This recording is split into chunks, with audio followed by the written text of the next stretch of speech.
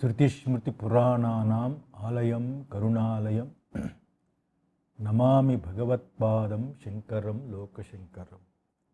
జనులు కానీ ఆత్మానాత్మల్ని వేరువేరుగా వాటి స్వరూపంతో ఒకవేళ నిర్ధారణ చేసుకుని ఉంటే అప్పుడు అలా నిర్ధారించుకొని ఉండడం చేత విరుద్ధ స్వభావం గల ఆ రెండిటిని, ఆత్మ అనాత్మ ఈ రెండిటిని ఒకదానిని ఇంకొక దానిగా, అలాగే ఒకదాని ధర్మాలు ఇంకొక దాని ధర్మాలుగా ఆరోపణ చేసుకొని వ్యవహరించేవాళ్ళు కాదు. అయితే అటువంటి వివేకం లేదు కాబట్టి వాటి స్వభావాలు ఎరగకపోవడం వల్ల సత్యస్వరూపుడైన చిదాత్మయందు అనాత్మస్వరూపమైన దేహాదుల్ని మరియు వాటి జనన మరణ జరా వ్యాధి ధర్మాల్ని అధ్యసించుకొని నేను ముసలివాడినయ్యాను, నేను వ్యాధిగ్రస్తున్నయ్యాను, నేను మరణిస్తున్నాను అని అధ్యసించుకొని దానికి వ్యతిరేకంగా విషయ ధర్మాల్ని, చైతన్యాది ధర్మాలని, విషయ ధర్మాలు చైతన్యాది ధర్మాలని దేహాదులు యందు అధ్యసించుకొని వ్యవహరిస్తూ సంసార అనర్థాలని అనుభవిస్తున్నారు. అందుచేత మిథ్యాజ్ఞాన నిమిత్తం అని వ్యవహారం అని అర్థం. అయితే చిదాత్మతో జడస్వరూపము ఏదైతే ఉందో, చిదాత్మ అంటే చైతన్య స్వరూపమైన ఆత్మ. అటువంటి చైతన్య స్వరూపమైన ఆత్మతో జడస్వభావం విరోధిస్తుంది కాబట్టి ఈ రెండిటికి అధ్యాస కుదరదు. ఇది నిజమే. అధ్యాస మిథ్యేతు భవితుం యుక్తం అని అందుకే అన్నారు అధ్యాస భాష్యం మొదటి వాక్యంలో. అధ్యసిస్తున్నారు అనడం అసత్యమని భావించడం సరి. అధ్యసించుకోవడం కుదరదు, అది సరి అని మాటే. వేదాంత పరమార్థ దృష్టితో ఎవరికీ ఎప్పుడూ అధ్యాస లేదు అనేది సిద్ధాంతం.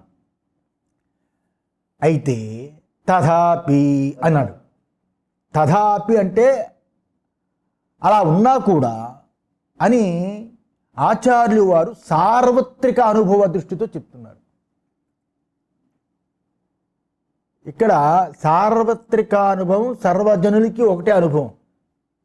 సార్వత్రిక పూర్ణానుభవం అంటే పరమాత్మ స్వరూపాన్ని తెలుసుకునే పూర్ణానుభవం, అది జ్ఞానులకు ఉంటుంది. సామాన్యులకి సార్వత్రిక అనుభవం ఉంటుంది. ఏమిటది? ఆచార్యులు వారు చెప్పడానికి వారి పట్టు ఇక్కడ సార్వత్రిక అనుభవం అనే పట్టు ఏమిటి అంటే, వివేకంతో చక్కటి విచారంతో అధ్యాసని కుదిరించుకున్నా కుదరదు అంటున్నారు. వివేకంతో విచారంతో అధ్యాసని కుదిరించుకున్నా కుదరదు సుమా అని ఆదిశంకరులు అంటున్నారు. ఎందుకు కుదరదు అంటే, వివేకం చేసామనుకోండి, విచారణ చేసామనుకోండి, ఆత్మ అంటే ఏమిటి, అనాత్మ అంటే ఏమిటి అని వివేకం చేస్తే అధ్యాసయే తప్పని అభిప్రాయం సరియే నా అర్థమవుతుంది. అంతే కదా. ఇలా ఉండినా కూడా ఇక్కడ లోకానుభవాన్ని పట్టుకున్నారు శంకరాచార్యుల వారు. సార్వత్రికానుభవం అంటే లోకానుభవం, సమాజం యొక్క అనుభవం, అది పట్టుకొని చెబుతున్నారు. ఏమంటే ఈ మాటకు అర్థం ఏమిటంటే, అధ్యాస అనేది అనుభవగోచరమే. ఇది చాలా ఇంపార్టెంట్, ఇది చాలా ఇంపార్టెంట్. అధ్యాస అనేది అనుభవగోచరమే కానీ విచారగోచరము కాదు, ప్రమాణగోచరము కాదు. ప్రమాణాలకు తెలియబడదు, విచారిస్తే తెలియబడదు. అధ్యాస అనేది అనుభవగోచరం.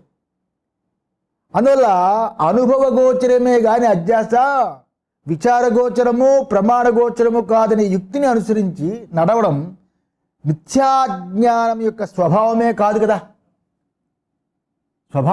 కదా అనే యుక్తిని అనుసరించి మిథ్యాజ్ఞానం యొక్క స్వభావం కాదు అని అర్థం. ఇలా ఉంటే అప్పుడు మీరు యుక్తిని పొందడం లేదు, అందువల్ల అధ్యాస లేదు అని చెప్పచ్చు. మీరు యుక్తిని పొందడం లేదు అంటే, యుక్తి అంటే ఉపపత్తి అంటే యుక్తి. మీరు యుక్తులతోటి తర్కంతో దాన్ని పొందడం లేదు, అందులో అధ్యాస లేదు అని అనొచ్చు. ఎందువల్ల? ప్రమాణాలు కానీ పనిచేస్తే వివేకం అనేది విచారగోచరమైతే అధ్యాస విచారగోచరానికి దొరకదు, ప్రమాణాలకి దొరకదు. ఒకవేళ దొరుకుంటే అధ్యాస లేదని చెప్పచ్చు, దొరకదు. అది అనుభవగోచరం అధ్యాస. అందుచేతనే నైష్కర్మ్య సిద్ధిలో శ్రీ సురేశ్వరాచార్యులు సేయం భ్రాంతి నిరాలంబా సర్వన్యాయ విరోధిని సహతేన విచారం సా తమో యద్వద్ది దివాకరం. మన నైష్కర్మ్య సిద్ధి అద్భుతంగా చెప్పుకున్నాం.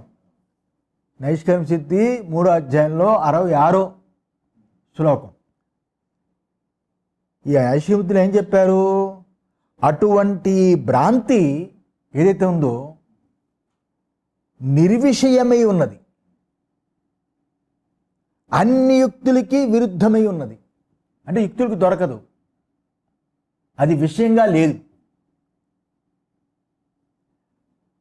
ఇది చీకటి సూర్యుని సహించలేకుండా ఉన్నట్లు, చీకటి సూర్యుని సహిస్తుందా? సహించినట్లు విచారము సహించలేకుండా ఉంది ఈ అధ్యాస.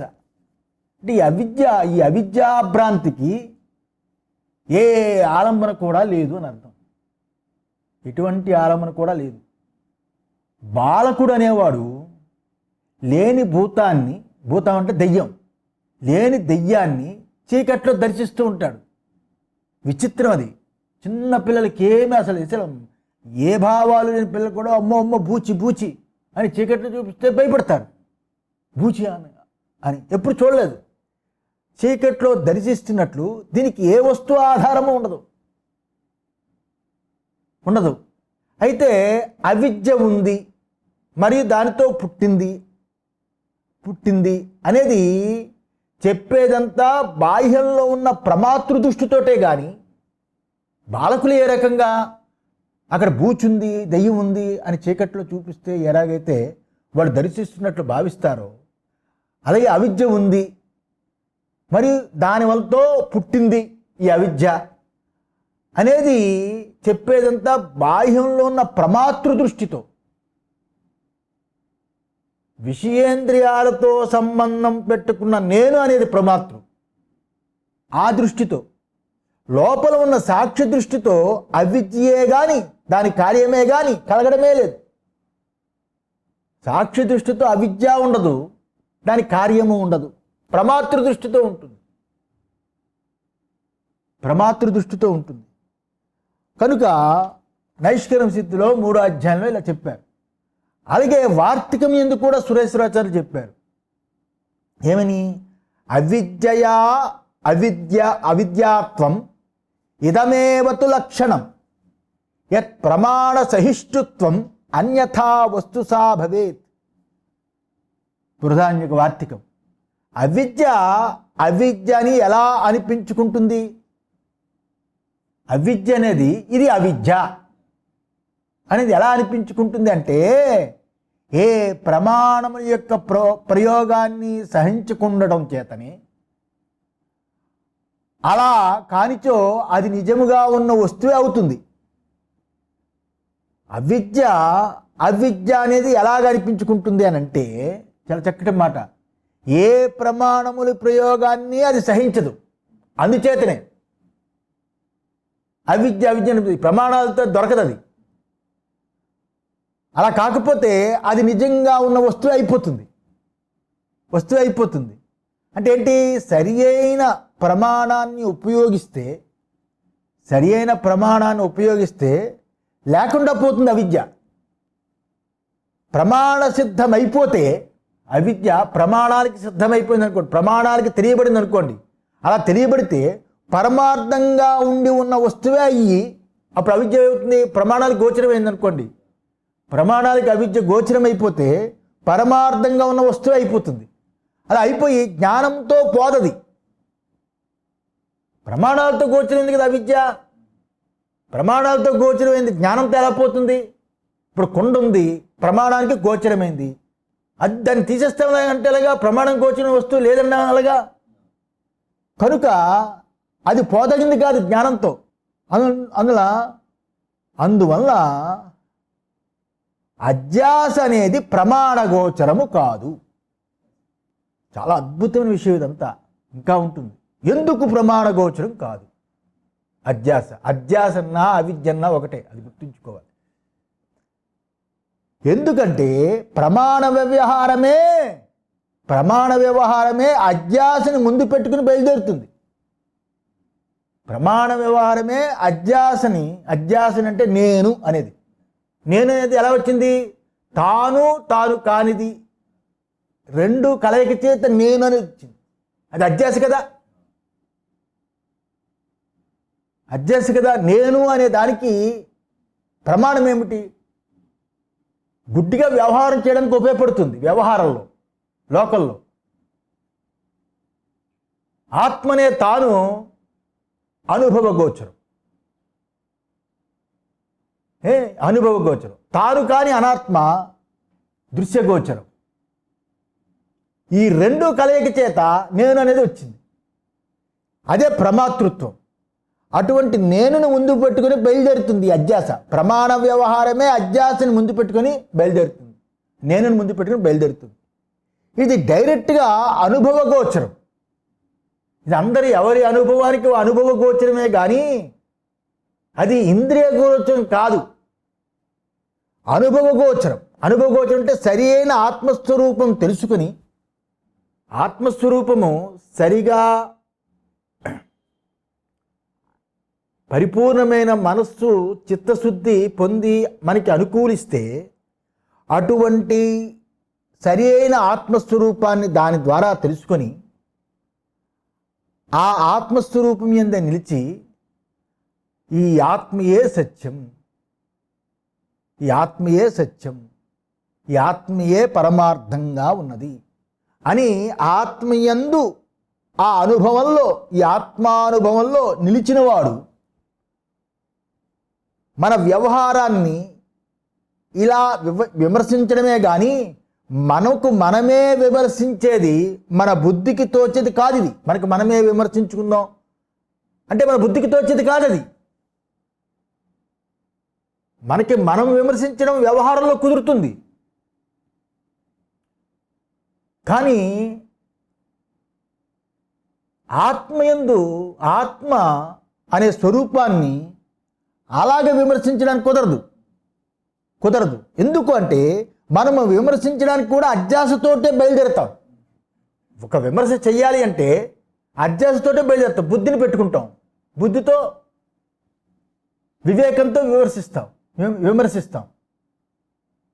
బుద్ధితోటే బయలుదేరుతుంది. ఆ బుద్ధి ఏమిటి? అధ్యాసతోటే బయలుదేరుతాం. అక్కడ మన బుద్ధికి తోచేది కాదు ఈ విషయం.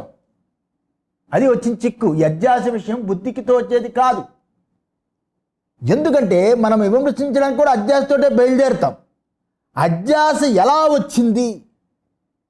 ఏమండి అధ్యాస అని అధ్యాస భాష్యం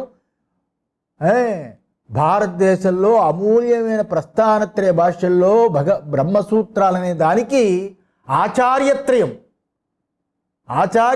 దీని గురించి విశ్లేషించినంత గొప్ప గ్రంథాన్ని పెట్టుకుని శంకరాచార్యులు వారు అధ్యాస గురించి మొదట చెప్పారంటే, అటువంటి అధ్యాస అనేది మీరు చెప్పారు కదా. ఏమండి అధ్యాస ఎలా వచ్చింది? ముందు పాఠం నాకు వద్దండి, ఇది చెప్పండి. ఈ అధ్యాస ఎప్పుడు వచ్చింది? ఈ అధ్యాస ఎక్కడి నుండి వచ్చింది? ఎప్పుడు వచ్చింది? ఎక్కడి నుంచి వచ్చింది? ఎలా వచ్చింది? కార్యము, కారణము, కాలము, ఈ అన్ని ప్రశ్నలు కూడా అందులో వచ్చేస్తాయి. ఎప్పుడు వచ్చింది, ఎక్కడ వచ్చింది, ఎలా వచ్చింది అని. ఇందులో కార్యము, కారణము, కాలం అన్నీ వస్తాయి కదా. ఎక్కడ నుంచి వచ్చిందంటే కాలం అయిపోతుంది. కాలం నుంచే కదా రావాలి. ఎప్పుడు వచ్చిందంటే కాలం వచ్చేస్తుంది. ఇట్లా ఈ ప్రశ్నలు ఉదయిస్తాయి. అయితే ఇక్కడ నేను అని అనుకోవడమే అధ్యాస. విచిత్రం ఏమిటి అంటే ప్రతి ఒక్కడు చాలా గొప్పగా నేను అని మాట్లాడతాడు. నేను అని అనుకోవడమే అధ్యాస అవ్వాలి. అందువల్ల నేను అని అనుకున్న తర్వాతే సర్వ వ్యవహారాలు జరుగుతాయి. నేను అని అనుకోకుండా వ్యవహారాలు జరుగుతాయి. నేను అని అనుకోవడం చేతనే కన్ను చూస్తుంది, చెవి వింటుంది, నడుస్తాం, పరిగెడతాం, తింటాం, పడుకుంటాం. ఇవన్నీ నేననే వ్యవహారాల తర్వాత సర్వ వ్యవహారాలు జరుగుతాయి.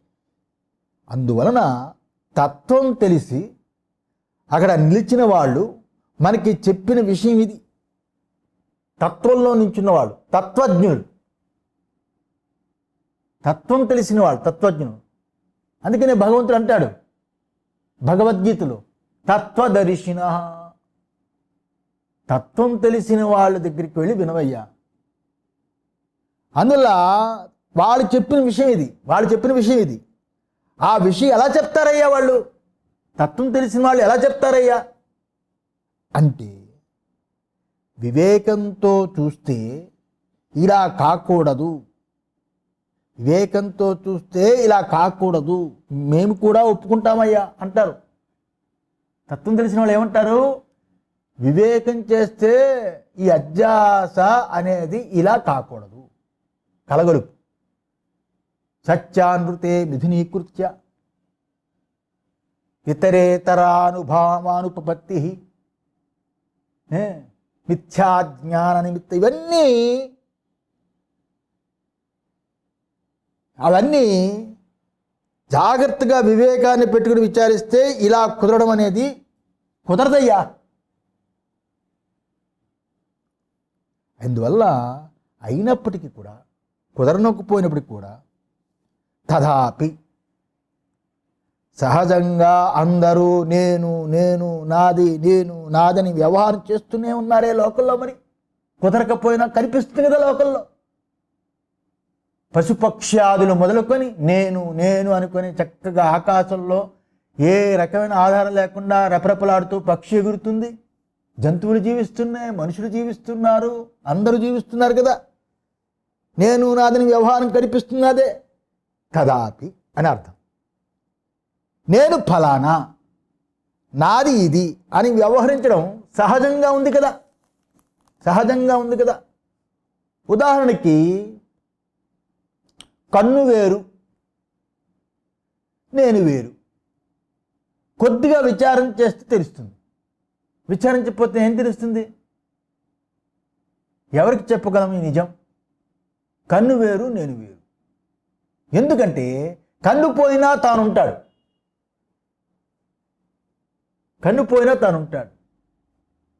చెవి పోయినా అంటే వినిపించకపోయినా తానుంటాడు. ఇలా ఇంద్రియాలు, కన్ను దృష్టి యొక్క హెచ్చుతగ్గులు తాను చూస్తూనే ఉంటాడు. నా కన్ను బాగా కనిపిస్తుంది, నా కన్ను బాగా కనిపించే హెచ్చుతగ్గులు తాను చూస్తూ ఉంటాడు. ఇంత స్పష్టంగా తాను తన కన్ను వేరుగా ఉన్నా కూడా సహజంగా కంటితో ఐడెంటిఫికేషన్ తీసుకుంటాడు.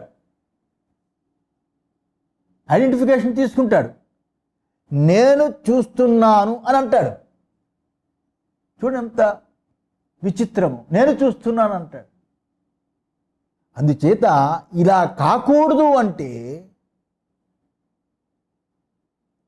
అదేంటయ్యా లోకల్లో అయింది కదా, ఇలా కాకూడదండి అని అన్నాం అనుకో, లోకల్లో అలాగే ఉంది కదయ్యా, అలాగే అయింది కదా, నేను చూస్తున్నానే కదా అయింది, కాకూడదేంటి ఇందులో? అనుభవంలో కనిపించిన దాన్ని లేదని ఎలాగంటావు? నహి దృష్టి అనుపపన్నం నామ. బృహదారణ్యంలో సూత్ర భాషల్లో 3వ అధ్యాయంలో వస్తుంది ఈ పదం, చాలా పెద్ద వివరణ. మనకి కనిపిస్తూ ఉంటే నహి అనుపపన్నం నామ, కుదరదు అని అన్నాను, కుదరదు, లేదు. కనిపించేదాన్ని లేదెలగంటావు అనుభవంలో. కనుక లేదనగంటాం, ఇది ఒక న్యాయం. అందువల్ల అధ్యాస అనుభవగోచరంగా ఉంది అని అర్థం. అంతేనా? అనుభవగోచరమే కదా. ఇప్పుడు దానికి జవాబు ఏం చెప్తుందంటే, ఆత్మ ఇది, అనాత్మ ఇది అనే వ్యవహారము లేకపోవడం వల్ల ఒకదానికి మరొకటి అధ్యాస చేసుకుంటున్నారు. నహి దృష్టే అనుపపన్నం అంటే అనుభవంలో ఉన్న దాన్ని కాదనడానికి వీల్లేదని భాష్యం. ఎందుకంటే ఆత్మని అనాత్మని, ఆత్మని అనాత్మని, అనాత్మని ఆత్మని జనులు సహజంగానే వికల్పించుకుంటున్నారు. ఇది ఎవ్వరూ నేర్పక్కర్లేదు. ఎవరు నేర్పాలా? ఇది సర్వలోక ప్రత్యక్ష. గర్భంలో ఉన్న బిడ్డ దగ్గర నుంచి తుది శ్వాస వదిలే వరకు అందరికీ ఇది ప్రత్యక్షం. అంటే ఏంటి? అందరి అనుభవంలో ఉంది. కాబట్టి అందరి అనుభవంలో ఉన్న దానికి ప్రమాణాలతో పని లేదు, అనుభవమే, ప్రమాణాలతో పని లేదు. అధ్యాస సూర్యప్రకాశంలా స్ఫుటంగా ఉంటే వేరే యుక్తి కానీ వేరే ప్రమాణం కానీ ఎందుకు దీనికోసం అక్కర్లేదు కదా. అనుభవమే ముఖ్య ఆధారం. అధ్యాస అనుభవ సిద్ధం. అందుచేత ఇలా అధ్యాస జరగకూడదు అనే ఆక్షేపం ఇక్కడ అక్కర్లేదు. అందుకే ఇక్కడ చెప్పారు నహి దృష్టే అనుపపన్నం నామ అని ఒక వాక్యం. అంటే అనుభవంలో ఉన్న దాన్ని లేదు అని అంటే ఎలా? కనుక అధ్యాస అనుభవంగా ఉందని అర్థం. అందువల్ల ఆత్మ అనాత్మ ఈ రెండు అత్యంత విరుద్ధ స్వభావములై ఉన్నప్పటికీ ఆత్మ అనాత్మ తమ ప్రకాశవతు, ఎట్టి పరిస్థితుల్లో తమ ప్రకాశవతు, చీకటి వెలుగుల వలె అత్యంత విరుద్ధ స్వభావములే ఉన్నాయి. ఉన్నప్పటికీ వీటి స్వరూపాన్ని వేరు చేసి ఇలాగే సరి అయినది అని తెలియకపోవడం చేత, ఇది సరి అయినది అని తెలియకపోవడం చేత, వేరు చేసి తెలియకపోవడం చేత ఒకదానిని ఇంకొక దానిగా జనులు వ్యవహారం చేస్తున్నారు. జనులు అంటే సమస్త ప్రాణులు మానవులతో సహా వ్యవహారం చేస్తున్నారు.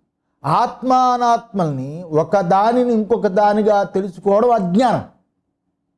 ఆత్మ అనాత్మల రెండిటిని ఒకదాన్ని ఇంకొక దానిగా తెలుసుకోవడం అజ్ఞానం. ఇది సరి అయిన జ్ఞానంతో పోతుంది. అజ్ఞానం పోతే దానితో వచ్చి ఉన్న సంసార దుఃఖము తొలగిపోతుంది. అందుకే సరి అయిన జ్ఞానం తెలియచేయడానికి వేదాంత శాస్త్రం బయలుదేరింది. ఫండమెంటల్ ఇక్కడ తన గురించి ఏమాత్రం కూడా జ్ఞానం లేకుండా ఉపనిషత్తులు చెప్పుకున్నామండి, భగవద్గీత చెప్పుకున్నామండి, బ్రహ్మసూత్రాలు చెప్పుకున్నామంటే ముందు తన గురించి జ్ఞానం కావాలి కదా, తానెవరో తెలియాలి కదా. అందుకే అధ్యాస భాష అంటే వేదాంత శాస్త్రం దానికి బయలుదేరింది అని చెప్పడానికి ఆచార్యులు వారు ఈ అవతరికని ప్రారంభించారు, ఇంట్రడక్షన్ ప్రారంభించారు. ఒకదానికి ఇక్కడ ఒక ప్రత్యేకత ఉంది. ఈ ప్రత్యేకత ఏంటంటే ఈ అధ్యాస భాష్యంలో భగవత్పాదులు వారు మిగతా భాష్యాలకి బోళ్ళని కోట్ చేస్తుంటారు, శృతులు స్మృతులు ఇలాగా. కానీ స్మృతులు శృతులు ఇలాంటివి ఏవి అధ్యాస భాష్యాలు ఎక్కడ చూపరు. నువ్వు నేను మాట్లాడుకున్నట్టుగా ఉంటుంది. నువ్వే నేను నేనే. నువ్వు అలా కూర్చున్నావు, నేనంటే తాను ఆత్మ, నువ్వు ఆత్మ కాదు, నాకంటే వేరు కదా. ఇలా ఇక్కడ విచారణ ఒకదానికి ఒకటి కొద్దిగా కూడా పోలిక లేని విరుద్ధమయ్యున్న ఆత్మ అనాత్మలు ఒకదానిని ఇంకొకటి దానిగా తెలియడం ఎలా జరిగింది అని ఎవరైనా అడగచ్చు ప్రశ్న. ఏమండి, ఒకదానికి ఒకటి కొద్దిగా కూడా పోలిక లేని విరుద్ధ స్వభావం కదా. చీకటికి వెలుతురికి ఏమైనా చిన్న పోలిక చూపించగలమా? ఎటువంటి పోలిక లేని, ఒకదానికి ఇంకో దానికి ఎటువంటి పోలిక లేని విరుద్ధము ఉన్న ఆత్మ అనాత్మల్ని ఒకదాన్ని ఇంకో దానిగా తెలియడం అనేది ఎలా జరిగింది? ఒకదాన్ని ఇంకో దానిగా తెలుసుకున్నాడు అనేది ఎలా జరిగింది? జనాలకి ఆత్మ అనాత్మ గురించి తప్పు తెలివి లేదు కదా, వాళ్ళు వీటిని సరిగానే తెలుసుకుని ఉన్నారు కదా. అందువల్ల వేదాంత విచారం నిష్ప్రయోజనం కదా. ఆత్మ అంటే జనాలు చాలా గొప్ప ఉపన్యాసాలు ఇస్తుంటారు, అందరికీ తెలుసు. అనాత్మన్నా తెలుసు, అనాత్మన్నా తెలుసు. అందులో వేదాంత విచారము నిష్ప్రయోజనం కదా అనేది ఇక్కడ సంశయం. అంతే కదా. మనిషి చచ్చిపోతే పిండ ప్రదానం పెడతారు, దహన కార్యక్రమాలు చేస్తారు, సంవత్సరికాలు మాసికాలు చేస్తూ ఉంటారు. ఆత్మ గురించి తెలుసు కదా. అలాగే అనాత్మ అంటే ఏంటంటే చచ్చిపోయేది, అదే కాల్చి పారేయడమే కదా. ఇలా తెలిసిన ఆత్మ అనాత్మ గురించి తప్పు తెలివి లేదు కదా. వారు వీటిని సరిగానే తెలుసుకుని ఉన్నారు కదా. అందువలన వేదాంత విచారం నిష్ప్రయోజనం. దీనికి పెద్ద శాస్త్రాలు ఎందుకు, కర్మ సిద్ధాంతంలో ఉంది కదా అనేది ఇక్కడ ఒక సంశయం. దానికి జవాబు ఏంటంటే, నాయన ఇక్కడ విరుద్ధ స్వభావాలు ఉన్న ఆత్మ అనాత్మల్ని ఒకదానిని ఇంకొక దానిగా తెలుసుకోవడానికి కారణం లేదు. సరియే, ఒకదాన్ని ఇంకొక దానిగా తెలుసుకోవడానికి ఏ కారణం లేదు, సరే. అయినా కూడా జనులు అలా తెలుసుకుంటున్నారా లేదా? అనుభవంలో కనబడిన దాన్ని యుక్తితో లేదనడం సరికాదు కదా. మీరు యుక్తితో చెప్తున్నారు లేదు అని, లేకపోవడం మేము పరమార్థంగా చెప్తున్నాం. కానీ జనాల్లో యుక్తితో తీసేయడం కరెక్ట్ కాదు కదా. అనుభవానికి విరుద్ధమైన యుక్తియే సరికాదు అని తెలుసుకో. అనుభవానికి విరుద్ధమైన యుక్తులు ఉపయోగించుకోకూడదు. అనుభవానికి సంబంధించిన యుక్తినే తీసుకోవాలి. అది ప్రపంచంలోకెల్లా వేదం ఎందుకు గొప్పది అంటే, యుక్తులతో ఇతర మతాలు నిలబెట్టినట్టు వేదం అలా నిలబెట్టదు. అనుభవం కర్మ సిద్ధాంతమైన జ్ఞాన సిద్ధాంతమే. జ్ఞాన సిద్ధాంతం సార్వత్రిక పూర్ణానుభవం, కర్మ సిద్ధాంతం సార్వత్రిక అనుభవం. అందువలన అనుభవానికి విరుద్ధమైన యుక్తియే సరికాదని తెలుసుకోవాలి. అదే సిద్ధాంతం. ఇక్కడ అధ్యాస చేసుకున్నారు, అధ్యాసమిచ్చేతి భవితం యుక్తం అని దానికేంటి, అధ్యాస చేసుకున్నారు అనేది మిథ్యా, అది సరికాదు.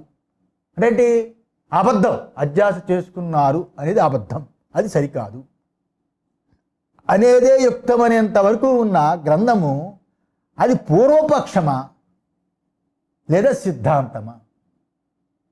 ఇప్పుడు అంతే కదా. తథాపి అన్న దగ్గర నుంచి మారిపోయింది కదా. తథాపికి ముందు యుక్తం వరకే ఉంది కదా. అధ్యాసమిచ్చేతి భవితం యుక్తం. మరి అధ్యాసమిచ్చేతి భవితం యుక్తం, అధ్యాస చేసుకుంటున్నారనేది అబద్ధం అని ఇది వరకు వచ్చింది కదా భాష్యం. ఆ గ్రంథం ఏమైంది మరి? ఇంతకు ముందు వచ్చింది, తథాపికి ముందు వచ్చింది. అది పూర్వపక్షమా లేదా సిద్ధాంతమా అనే విషయంలో ఎవరికైనా సందేహం కలగవచ్చు. అంతే కదా, కలగవచ్చు. ఎందుకు అంటే అధ్యాస అబద్ధం అని తెలియచేయడానికి చూపబడిన పూర్వపక్షం యొక్క యుక్తులు ప్రబలంగా ఉన్నాయి. అధ్యాస అబద్ధము అని చెప్పి చాలా ప్రబలంగా చెప్పారు కదా. యుష్మత్ అస్మత్ ప్రత్యయ గోచరయో విషయినో తమ ప్రకాశవత్ విరుద్ధ స్వభావయో అలా మొదలుపెట్టి యుక్తం వరకు చెప్పాడు. ఎన్ని యుక్తులు చెప్పాడు దాంట్లో.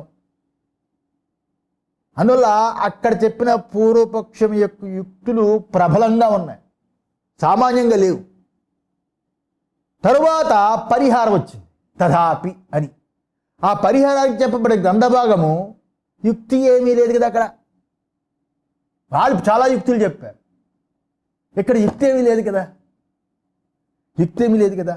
అధ్యాస చేసుకొని జనులు వ్యవహరిస్తున్నారు అని మాత్రమే చెప్పి ఊరుకున్నారు. అక్కడ అని మాత్రమే చెప్పి ఊరుకున్నారు. ఇలా ఉన్నా కూడా అత్యంత విలక్షణమైన ధర్మాధర్మాల్ని వేరువేరుగా వివేచించి తెలియకపోవడం వల్ల ఒకదాని స్వరూపాన్ని మరొక దాని యందు, ఒకదాని ధర్మాలు మరొక దాని యందు ఆరోపించుకొని మిథ్యాజ్ఞానం చేత సత్యాన్ని అసత్యాన్ని సత్యమని భావించి ఇది నేను, ఇది నాది అని జనులు స్వాభావికంగా వ్యవహరిస్తున్నారని ఏ యుక్తులు లేకుండా చెప్పారు. స్వాభావికంగా వ్యవహరిస్తున్నారని ఏ యుక్తులు లేకుండా చెప్పారు. ఇలా ఉన్నప్పుడు ఈ రకంగా అధ్యాస చేసుకొని జనులు వ్యవహరిస్తున్నారని మాత్రమే కదా అక్కడ ఊరక చెప్పి సూరుకున్నారు. ఏ యుక్తులు లేవు కదా, అక్కడ ప్రబలంగా ఉన్నాయి. అయితే ఇక్కడ పూర్వపక్షాన్ని ప్రబలంగా చూపించి దానికి పరిహారాన్ని సరిగా చెప్పకుండా ఏం చెప్పారు? సరిగ్గా ఇంతే కదా, చెప్పకుండా ఆచార్యులు అలా వదిలేశారు, అలా వదిలేశారు అని ఎవరైనా భావించవచ్చు. అయితే అలా భావించడం కంటే ఇది పూర్వపక్షమే కాదు, ముందు ఏదైతే ఉందో అది పూర్వపక్షమే కాదు అని పెట్టుకోవడం సరి అయింది. అది యుక్తమైంది, అంటే సరి అయింది అని కొంతమందికి అలా తోచవచ్చు. ఇది మన ఎందుకు పరిహారం సరిగా చెప్పకుండా ఆచార్యులు వదిలేశారన్న తప్పు, పూర్వపక్షమే కాదని పెట్టుకుంటే సరిపోతుంది కదా. మొదటి నుంచి అలా తీసుకొచ్చి చెప్పారు, పూర్వపక్షం ఎందుకు అనుకోవాలి అని కొంతమందికి అలా తోచవచ్చు. అయితే ఇది సిద్ధాంతము అనుకోవడానికి కొన్ని అడ్డంకులు ఉంటాయి. తథాపి అనే ముందు వరకు ఉన్న అధ్యాస మిచ్చేతి భవితుం యుక్తం అనేంత వరకు ఇది పూర్వపక్ష, ఇది సిద్ధాంతము, అది కూడా ముందు అంతవరకు ఏదైతే ఉందో ఆ యుక్తం వరకు అది సిద్ధాంతము అని అనుకున్నాం అనుకోండి. పూర్వపక్షం కాదు సిద్ధాంతం అనుకోండి. కొన్ని అడ్డంకులు ఉంటాయి. ఇందువల్ల ఎందుకంటే అధ్యాస మిథ్య అంటే రెండు అర్థాలు రావచ్చు. అధ్యాస మిథ్యేతు భవితుం యుక్తం కదా, అధ్యాస మిథ్య అంటే రెండు అర్థాలు రావచ్చు. ఇందువల్ల ఎలాగంటే త్రాడు యందు పాము మిథ్య అన్నాం అనుకోండి. త్రాడులో పాము, త్రాడు యందు పాము మిథ్య అని అన్నాం అనుకోండి. అప్పుడు త్రాడు యందు పాము మిథ్య అని అంటే పాము ఊరికే తోచిందే కానీ నిజంగా అక్కడ లేదని అర్థం కదా. త్రాడు యందు పాము మిథ్య అన్నాం అనుకోండి, పాము ఊరికనే తోచింది, అక్కడ నిజంగా లేదు, తాడే అనేది అర్థం. దీనిలాగే అతడు అక్కడికి పోవడం మిథ్య అన్నాం అనుకోండి. అరే వాడు అబద్ధం ఆడుతున్నాడు, వాడు ఎక్కడికి వెళ్ళలేదురా అంటాం కదా. మిథ్య అంటే అబద్ధం, వాడు అక్కడికి వెళ్ళడం మిథ్య, అబద్ధం అంటే అతడు అక్కడికి పోలేదు అని అర్థం. అబద్ధం ఆడుతున్నాడంటే పోలేదని అర్థం, చూసి తెలుసు కాబట్టి. దీనిలాగే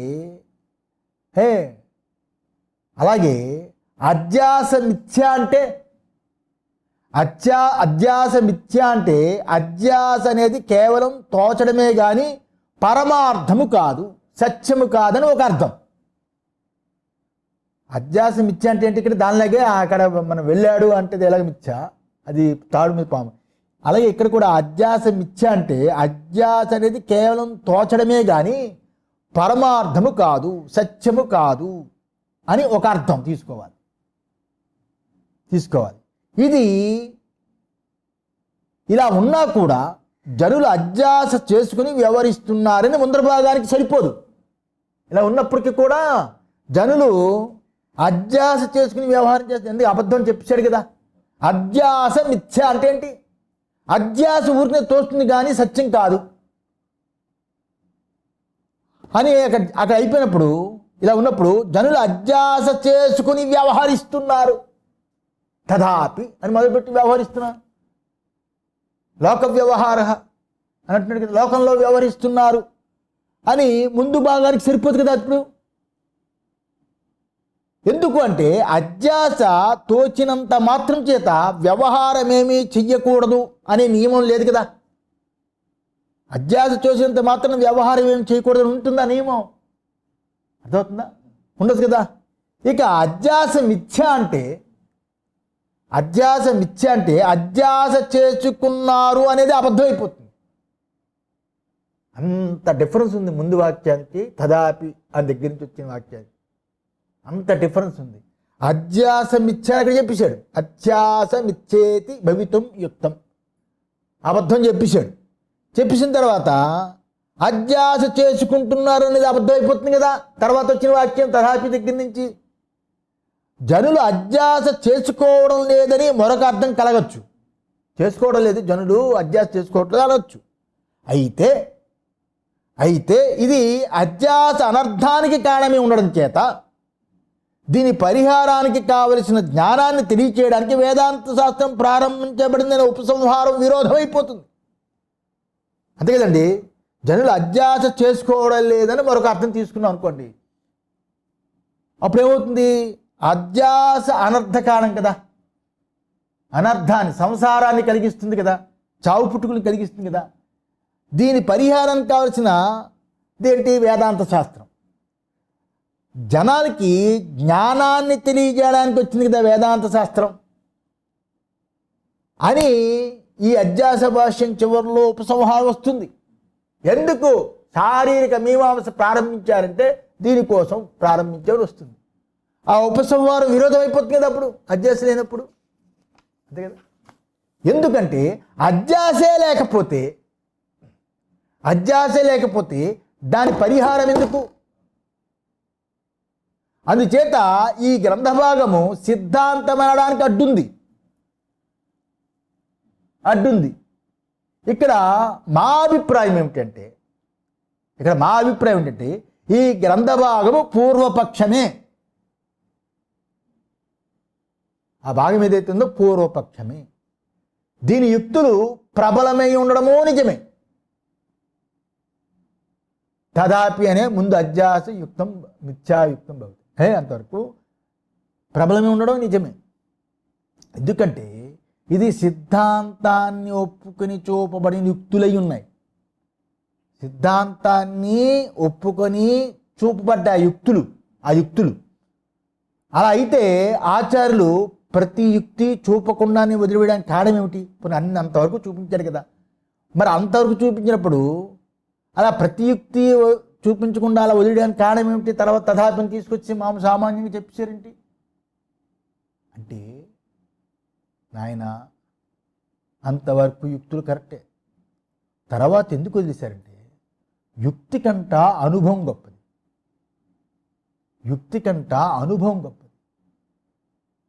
అని తెలియచేసే ఉద్దేశమే కారణం. యుక్తులు జీవనానికి పనికొస్తుంది, జ్ఞానానికి అనుభవం ముఖ్యం. యుక్తి కంటే ఆ అనుభవం గొప్పది. అలా తెలియజేసే ఉద్దేశమే ఇక్కడ కారణమే ఉంది. అధ్యాస చేసుకోవడానికి కారణం లేదు అనేది కూడా నిజం. ఏ కారణం లేదు అధ్యాస చేసుకోవడానికి, ఏ కారణం లేదు నిజం. అయినా కూడా జనులు తప్పు తెలివి చేత అధ్యాస చేసుకుంటున్నారని చెప్పారు. మిథ్యాజ్ఞాన నిమిత్త, తప్పు తెలివి చేత, ఆ కారణం చేత అని చెప్పారు. అధ్యాస చేసుకుంటున్నారనేది అనుభవంలో ఉందా లేదా? ఇంతకంటే అనుభవంలో ఉందా లేదా? సామాన్యంగా ఎందుకు పుట్టామో తెలియదు, మరణం అనేది ఎందుకు వస్తుందో తెలియదు, మరణించకుండా ఉండడానికి అవకాశం లేదు. ఇన్ని రకాలు ఈ మధ్యలో ఉంటే, ఈ మధ్యలో ఎన్ని బంధాలు, ఎన్ని జీవితంలో డెవలప్మెంట్ అండ్ బిల్డప్లు ఇన్ని రకాలుగా జరిగిపోతుంటుందే. ఇలాంటి అధ్యాస చేసుకుంటున్నారు అనేది అనుభవంలో ఉంది కదా. అనుభవం ముందు కనబడుతున్న అధ్యాస చేసుకోవడానికి కారణమే లేదే అనే యుక్తిని ఎదురుగా పెట్టడం న్యాయమా? అధ్యాస చేసుకుంటున్నారనడానికి కారణమే లేదని యుక్తిని మాత్రం అలా పెట్టుకొని అది ఎదురుగా పెట్టి మీరు చూపించడం న్యాయమా? అనుభవంలో అలా కనిపిస్తుండే తమ ప్రకాశవత్తు ఇలాంటి పదాలు వాడి చెప్పావు. అధ్యాస కుదరదని యుక్తులతో దాన్ని ఎలా నిరూపించగలవు? అనుభవంలో ఉంది కదా. దుఃఖము, సుఖము, జన్మ, మరణ అన్నీ ఉన్నాయి కదా. ఇవన్నీ చెప్పడం న్యాయం కాదు. మీరు చెప్పినట్లు ఆత్మ, అనాత్మ వీటి స్వభావము అత్యంత విరుద్ధమై ఉండడం చేత అత్యంత విరుద్ధమై ఉండడం చేత వీటి యందు ఒకదాని యందు ఒకటి అధ్యాస చేసుకోవడానికి కారణము లేదనేది నిజమే, మీరు చెప్పేది, మీకు కాదంటలేదు. దాన్ని తెలుసుకోకుండా జనులు అధ్యాస చేసుకుంటున్నారు అని మేము చెప్తున్నాం. ఆ నిజము తెలియచేసి వారు తప్పు తెలివిని పోగొట్టడమే వేదాంతం యొక్క ఉద్దేశం. అధ్యాస ఏదైతే ఉందో ఒకదానికి ఒకటి అధ్యాస చేసుకోవడం కారణం లేనిదే అనేది నిజమే, మేము దాన్ని పూర్తి స్థాయిలో అంగీకరిస్తాం, ఇందులో మేము మారం. దాన్ని తెలుసుకోకుండా జనులు అధ్యాస చేసుకుంటున్నారా లేదా? చేసుకుంటున్నారు కదా, అనుభవకు వచ్చిన కదా. ఈ సంసారాలు ఏంటి, ఈ ప్రాణుల యొక్క వ్యవహారాలు ఏంటి, ఇది అధ్యాసే కదా. ఈ నిజం తెలియజేయాలి వీళ్ళకి, ఎవరికి? జిజ్ఞాసులకి తెలియజేసి వారు తప్పు తెలివిని పోగొట్టాలి. పోగొట్టడమే వేదాంతం యొక్క ఉద్దేశమై ఉంది అనేదే పరిహార భాష్యం యొక్క తాత్పర్యం. అది పరిహార భాష్యం. ముందున్నది ప్రతిజ్ఞా భాష్యం, ఇక్కడ పరిహార భాష్యం. తద్ధర్మాణం చ విషయే అధ్యాస మిథ్యేతి భవితం యుక్తం.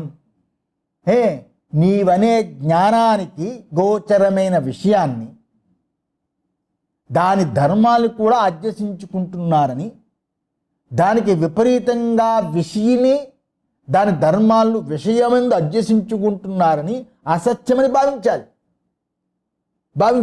ఈ దృష్టితో చూస్తే ఈ భాష్య భాగంలో అధ్యాస మిథ్య అనడమే సరియదు అని ఒకే ఒక్క మాట వదిలితే అధ్యాస మిథ్య అన్నాడు కదా. అధ్యాస మిథ్యేతి భవితం యుక్తం అనేది ఇక్కడ ఏంటి తీసుకోవాలి? ఇక్కడ ఈ దృష్టి చూసినప్పుడు ఈ భాష్య భాగంలో అధ్యాస మిథ్య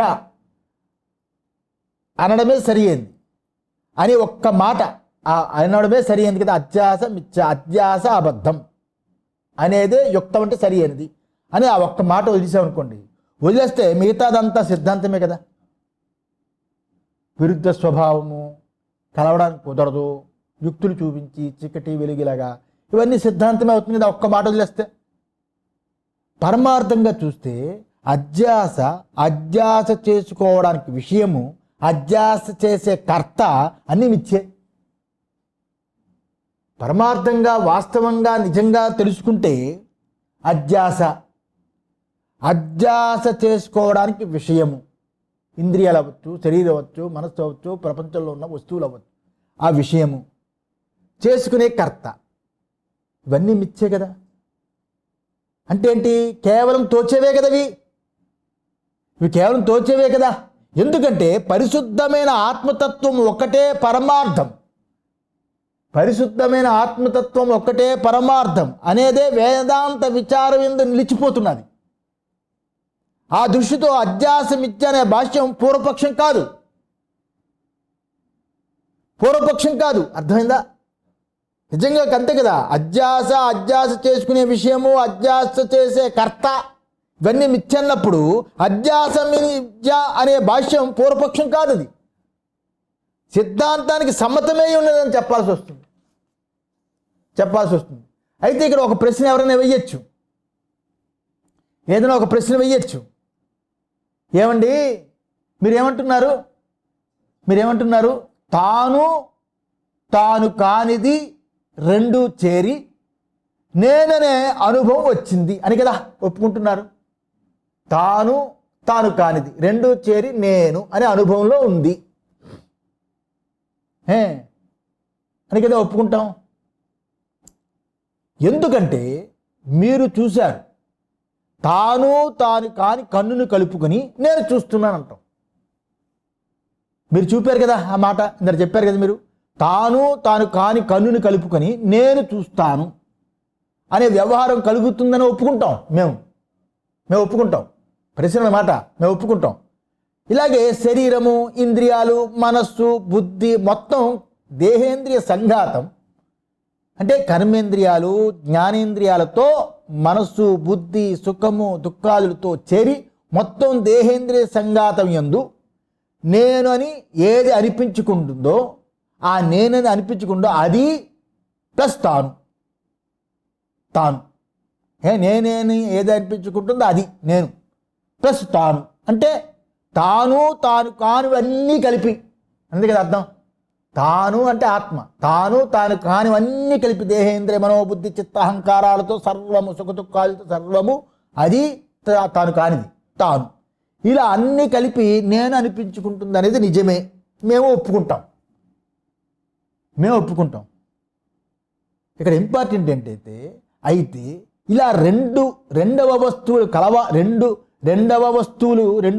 కలవాలంటే ఆ రెండు వస్తువులు నిజంగా ఉండాలి కదా. ఆత్మీయ సత్యం అంటే తప్పు కదా. రెండు వస్తువులు ఉండాలి కదా. తాను కానిది చేరితే నేనవుతుందని చెప్పారు. తాను కానిది ఏదైతే ఉందో ఆ రెండో వస్తువు కూడా ఉండాలి కదా. తానుంది, రెండో వస్తువు కూడా ఉండాలి. రెండు వస్తువు కూడా ఉండాలి కదా. దేనిని అంటే రెండు వస్తువులు అంటే ఇక్కడ ప్రశ్న ఏమిటి?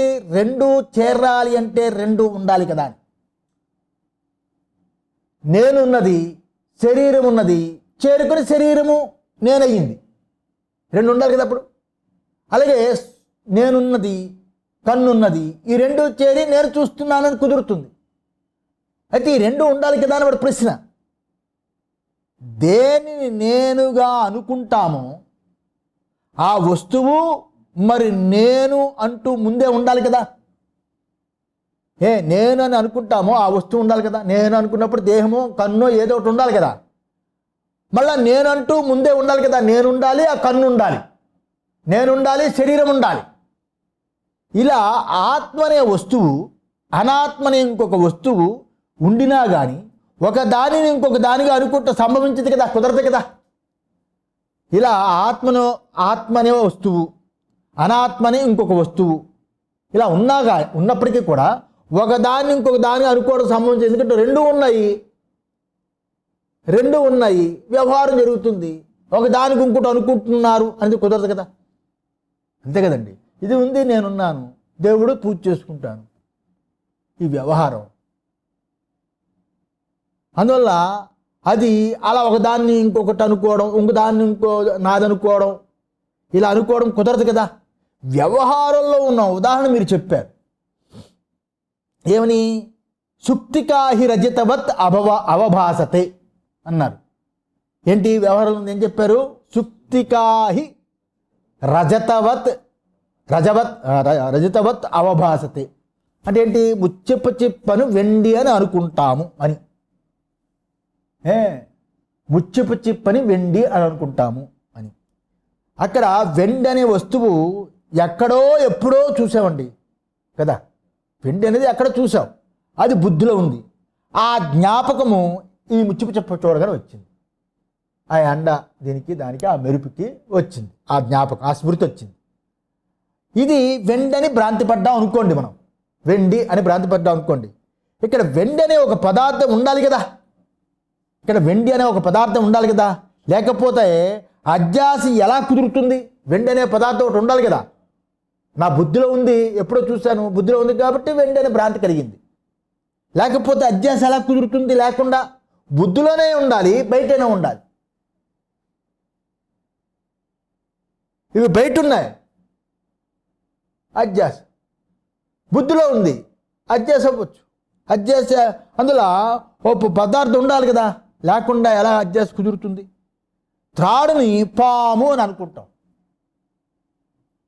అక్కడ పాము అనే పదార్థము ఒకటి ఉండాలి కదా, త్రాడే కాకుండా.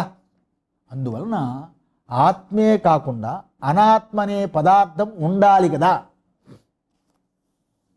అది ఇక్కడ ప్రశ్న. అనాత్మ అనే పదార్థం ఉండాలి కదా.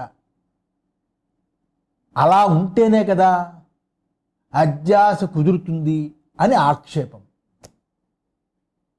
అందువల్ల ఇది ఆక్షేపం.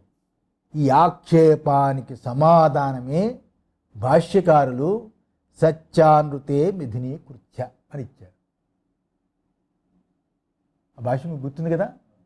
ఆ భాష ఇచ్చేది తదాపి తర్వాత వచ్చింది సత్యానృతే మిథునీ కృత్య. సత్యాన్ని అసత్యం యందు, అసత్యాన్ని సత్యం యందు ఇలా కలగలుపు చేసుకుని మిథునీకృత్య కలగలుపు చేసుకుని అని భాష్యవాక్యము చూపించారు.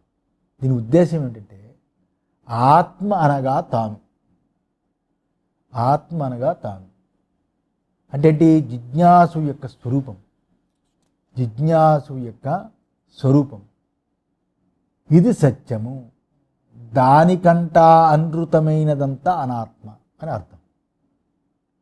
అనృతం అంటే అబద్ధము అని అర్థం. ఆ అనాత్మన అయినదంతా అనృతము అని కదా మీ అభిప్రాయం, అని కదా మీ అభిప్రాయం. అంటే ఆత్మ కంటే అన్యమైనదేది సత్యం కాదనా? అంటే మన అందరము కనబడే జగత్తు, ఈ సర్వ జగత్తు సత్యము కాదనా? అది కాకుండా ఆత్మ ఒక్కటే సత్యము అనే మాటతోని మిగతావి కూడా ఉన్నాయని చెప్పినట్లు అవుతుంది కదా. ఆత్మ ఒక్కటే సత్యం అంటే మిగతావి కూడా ఉన్నాయి, కాలగర్భంలో కలిపేసినా అవి ఉంటాయి అనే చెప్పినట్లు అవుతుంది కదా. ఇది ఆక్షేపణ యొక్క సారాంశం. సహనావతు సహనో భునత్తు సహ వీర్యం కరవావహి తేజస్వినావధీతమస్తు మా విద్విషావహి. ఓం శాంతి.